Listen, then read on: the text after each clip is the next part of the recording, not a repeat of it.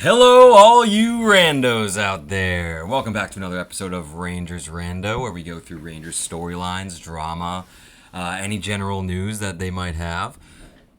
Let's get started with a recap of preseason game 1 and 2.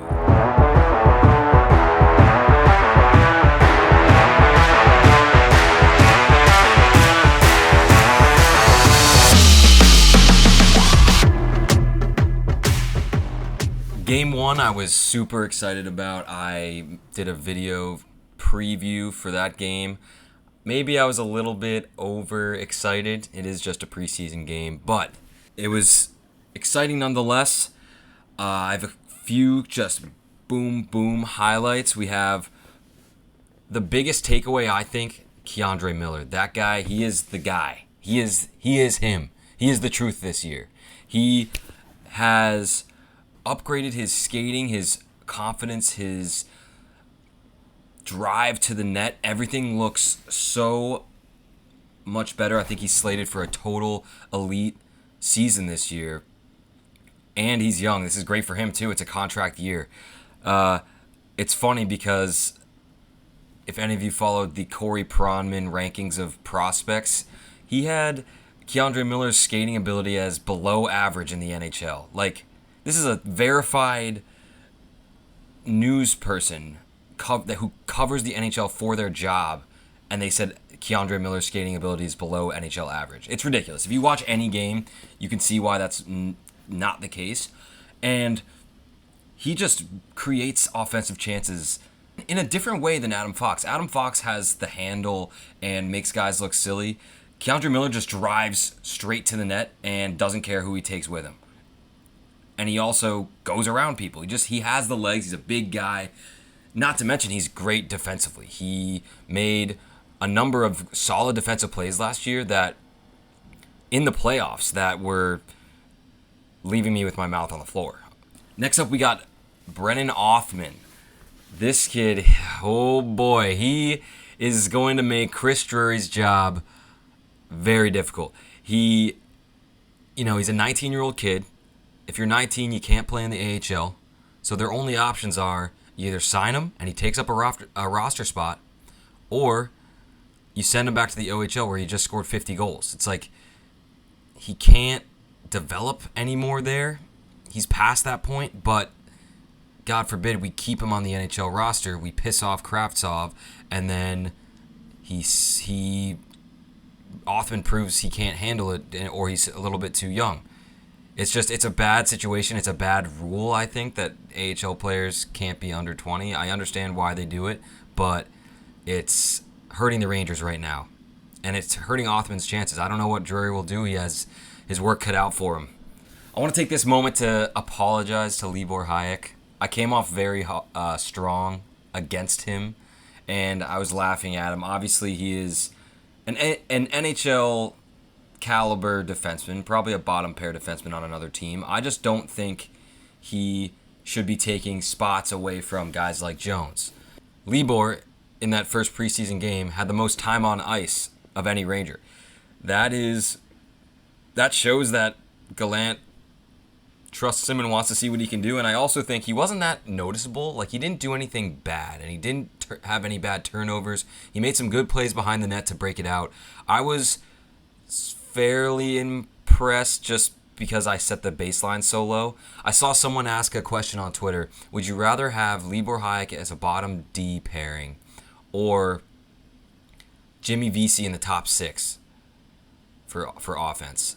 And the poll was actually in favor of having Jimmy Vesey in the top 6. I think that is a little bit of, I don't know if it's a recency bias or what, but that cannot be true.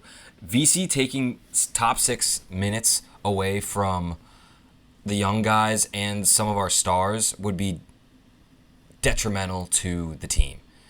And having Hájek on the bottom pair, he's not going to be playing top ice time minutes with the full roster. So if he can just stay unnoticeable on the bottom pair, he can.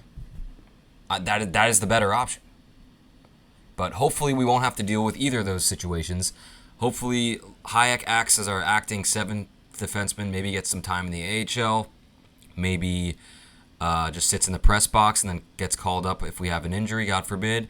And hopefully VC stays on the third and fourth line. That is assuming VC makes the team. I think he will. He's had a good camp and a good preseason. He's scored early in the first game, top shelf, like short side, and he played well in the second game too. So my prediction is VC will make the team.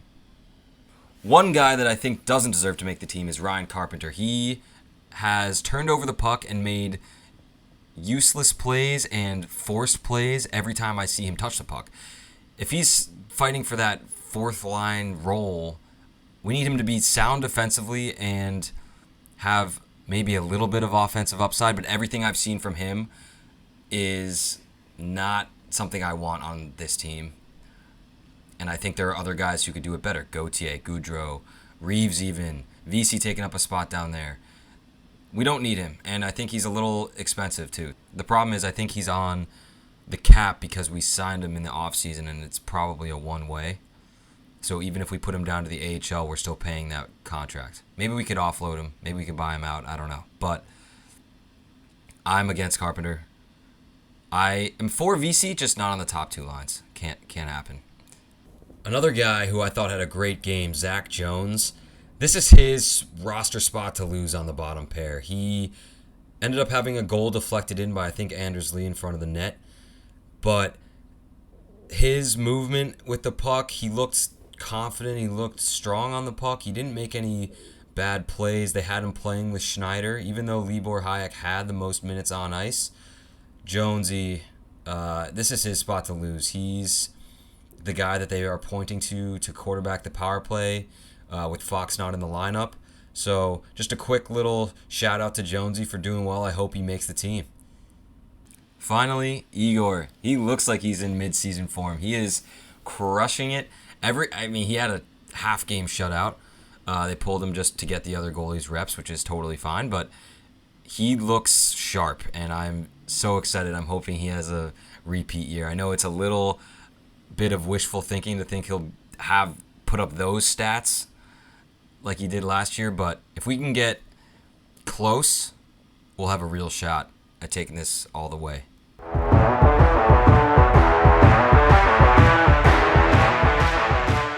Okay, game 2. Not as much hype around this. We are away. Wasn't at MSG.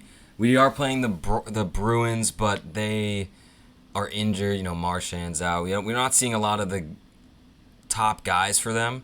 We did end up losing in overtime, but I'm also not as fazed by the wins and losses in preseason. You shouldn't be. You can't really read into it. You have 70 guys or 60 guys on a roster.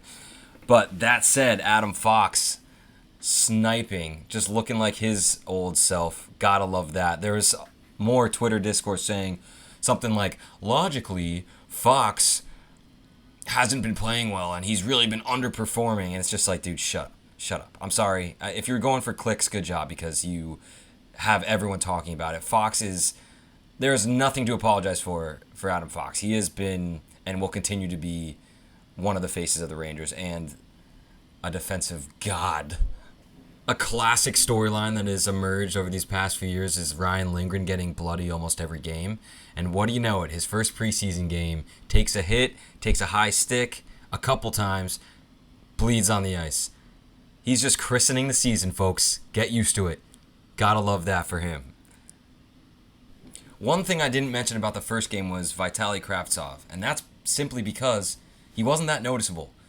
Othman had a way better camp, and I, in my mind, see it as it's kind of Kravtsov versus Othman for this spot, but realistically, the smart thing to do would be to send Othman back to juniors. Not smart for his development, but smart for the Rangers organization at this time. Send him back to juniors, have him crush it again, and then keep Kravtsov on that second line playing with Panarin.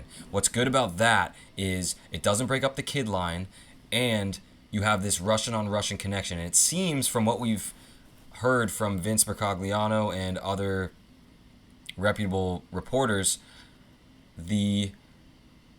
that Panarin has taken Kravtsov under his wing, and you can see it in practice. They are one of the first guys out on the ice passing, getting a feel for each other's game, and it's something that is really cool to see, and I hope it continues. But Kravtsov wasn't playing with Panarin in the first game, wasn't playing with Trocheck either, and you couldn't really notice him.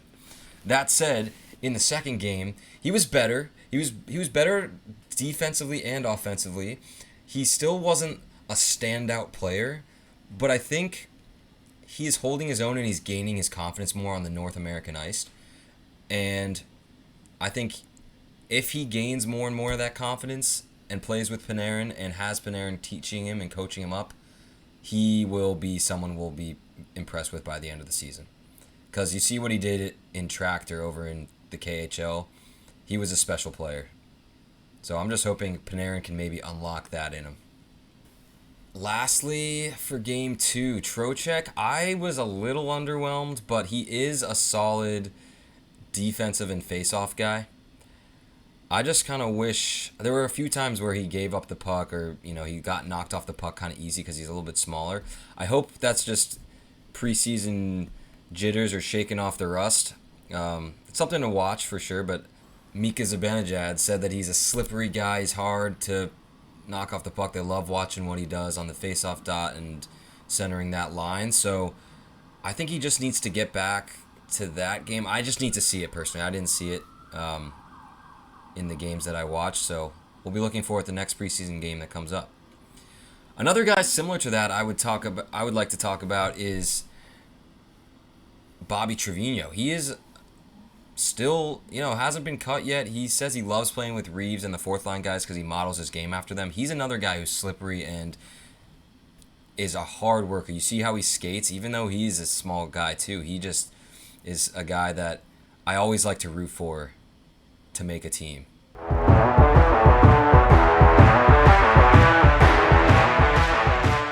So that is it for Game 1 and 2. I'm actually lucky enough to be going to preseason Game 3 tonight in a couple hours here. Very excited for that. Last time I went to a preseason game was about a year ago yesterday, actually, exactly. And I tweeted out, if Capo Caco scores, I'll buy a jersey, and that's the jersey you saw me wearing a couple episodes ago. So I'm thinking my next jersey, I really want Keandre Miller. I've been a Miller guy since he's been on the team. I actually watched him when he was playing with the U.S. National Development Team. So I think once they bring the reverse retros back, Miller might be the guy that I go with.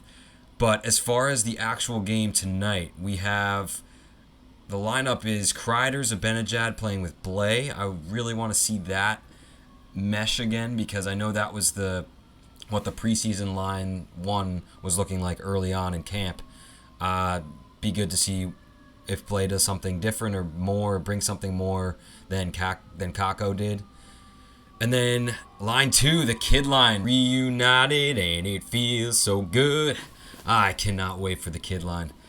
And then we're going to get to see Fox and Lindgren play again, and that's good for me. I know we got Hayek is playing with a guy, Walensky, I think, and we're going to see Othman on the third line. Notable that Panarin is not playing. Kravtsov is also not playing, but we did see Kravtsov and Panarin getting some extra reps in together in practice today. So something to note, something to follow. I think Kravtsov makes the team. I think Othman is sent back. I think Jones is going to be the last D pairing. I hope Carpenter gets the boot, and I think VC will get this spot. Also, I think Trevino has a really good shot at least making AHL and getting called up. Playing, I'm going to say over-under, he's going to play over 10 games for the Rangers. Some injury is going to happen. I think he'll get called up. It seems like he plays Gallant's style, and I'd love to see that. Thank you everybody so much for watching. I'm Rangers Rando. I'm just a random guy who loves the Rangers. If you like this video, please leave a like or a comment. If you want to see more, please subscribe. Hit that subscribe button. And I hope you have a lovely day. Let's go Rangers.